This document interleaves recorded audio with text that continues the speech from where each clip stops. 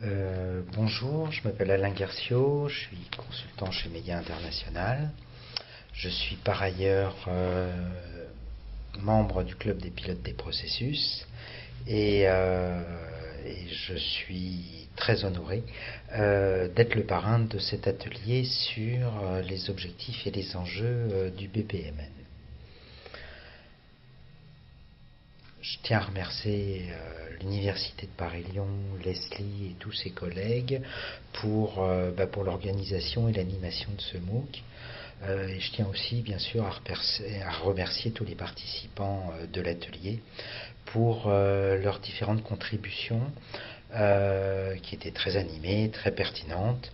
Et je tiens particulièrement à les remercier parce qu'en analysant un peu tout ce contenu, il m'a fait émerger quelque chose, et c'est quelque chose que je voulais partager avec vous en conclusion de l'atelier.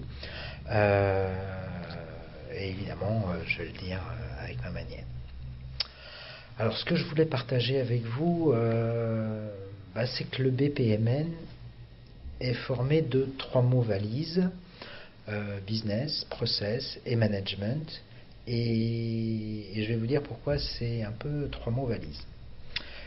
Business, parce que ça, on traduit ça par métier, et donc on pense plutôt au cœur de métier. Or, on fait des projets de BPMN sur des process en dehors du cœur de métier, et aussi sur des processus de support, des supports de pilotage, etc., etc.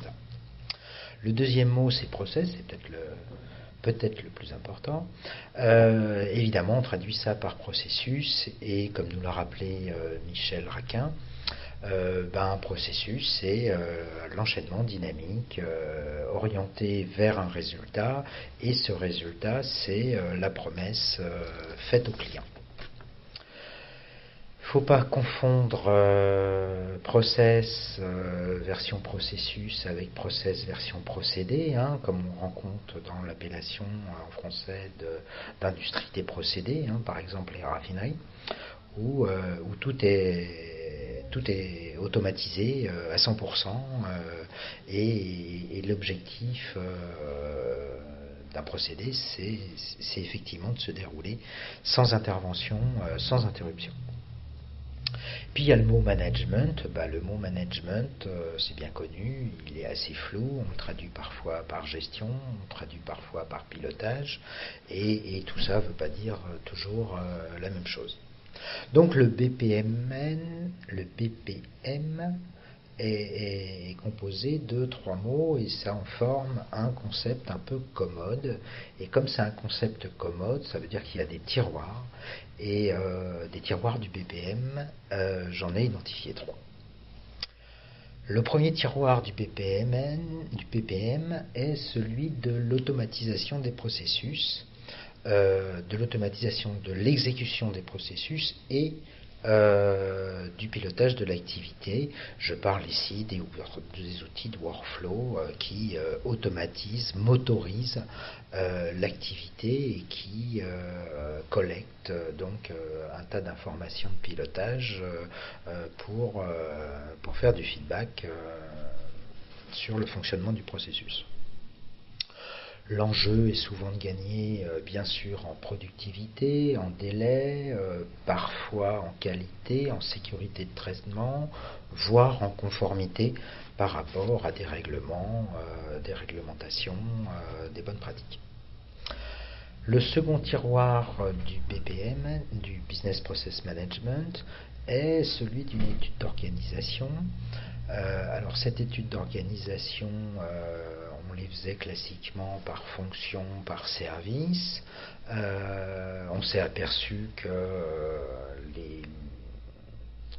leur retour sur investissement était à des niveaux décroissants, c'est-à-dire que la deuxième étude d'organisation était moins rentable que la première et plus rentable que la suivante.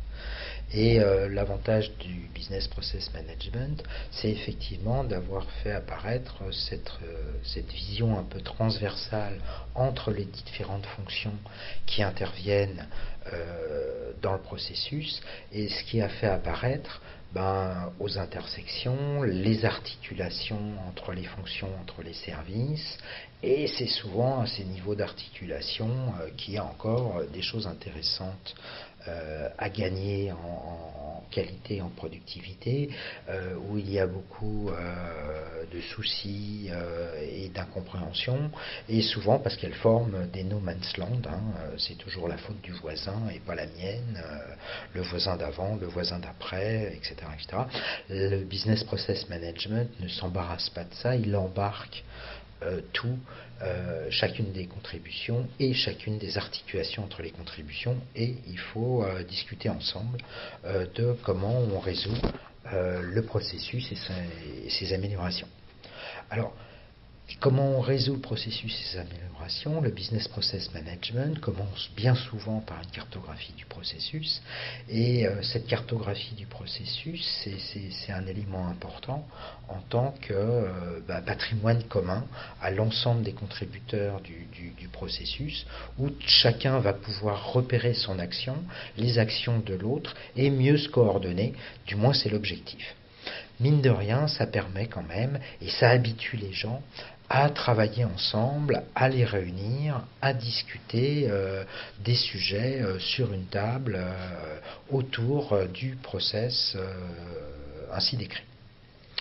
Et puis le troisième tiroir de la commode du business process management, c'est celui du pilotage par les processus. Pour les gens qui ont suivi l'atelier, je parle aussi de pilotage par les processus, où là il s'agit d'inscrire une démarche dans la durée. Dans la durée, quand on parle de durée, on parle de 3 ans et au-delà. On l'institutionnalise, le processus décrit dans sa cartographie devient non pas uniquement un artefact, une cartographie, une représentation, mais devient un périmètre de responsabilité, et à la tête de ce périmètre de responsabilité, on va être un pilote de processus qui ne va pas remplacer les différentes fonctions, les directions qui contribuent, mais qui va les compléter transversalement dans un objectif de satisfaire la promesse faite au client. Et ces différentes fonctions qui interviennent sur le processus vont se réunir, leurs représentants vont se réunir régulièrement, tous les mois, tous les trimestres, sous l'égide d'un pilote de processus pour analyser le fonctionnement du processus sur la période passée et regarder comment sont menés les projets d'amélioration de ce processus qui sont menés en commun par l'ensemble des contributeurs. Le pilote de processus est nommé par le directeur général et rencontre à celui-ci régulièrement, en général tous les ans au moment des arbitrages budgétaires, du fonctionnement et des projets à mener. 3 tiroirs au concept de business process management, l'automatisation, la motorisation des processus, l'analyse transversale des problèmes d'organisation et un mode de management résolument différent qui s'inscrit dans la durée. Alors les 3 ne sont pas incompatibles, c'est-à-dire vous pouvez avoir un projet d'organisation qui arrive à préconiser l'automatisation d'un processus par un workflow, et vous pouvez avoir un pilote de processus, vous devez avoir un pilote de processus qui lance des projets d'organisation. L'inverse est rarement vrai, c'est rarement en installant un workflow qu'on se dit qu'il serait bien que le directeur général instaure un pilote de processus. Donc avant de s'engager dans un projet de business process management, il faut savoir donc de quel business process management on parle. Les enjeux externes élaborés sont souvent de même type, la satisfaction du client, la productivité, une vision transversale, l'amélioration continue. Mais en interne, les objectifs et les enjeux des 3 types de business process management sont pas les mêmes. Sont pas les mêmes parce que soit on fait de l'automatisation, soit on fait du travail en commun, soit on inscrit une démarche résolument novatrice, dynamique, transversale.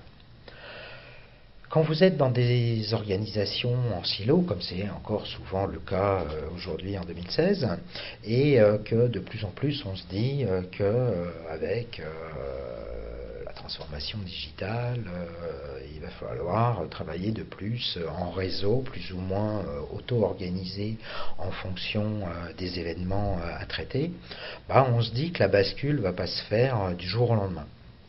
Alors c'est une réflexion personnelle, mais personnellement, je pense que dans le business process management, l'aspect pilotage par les processus est un bon tremplin pour passer d'une vision purement statique, hiérarchique, en silo, à un fonctionnement un peu plus agile, tel qu'il est requis par la transformation digitale et les modes de fonctionnement réclamés par les clients, parfois mis en œuvre par les concurrents, et souvent attendus par les collaborateurs. Mais ça reste une opinion personnelle que je partage avec vous, et je suis à votre écoute pour en discuter sur le forum. Je vous remercie de votre attention. Merci.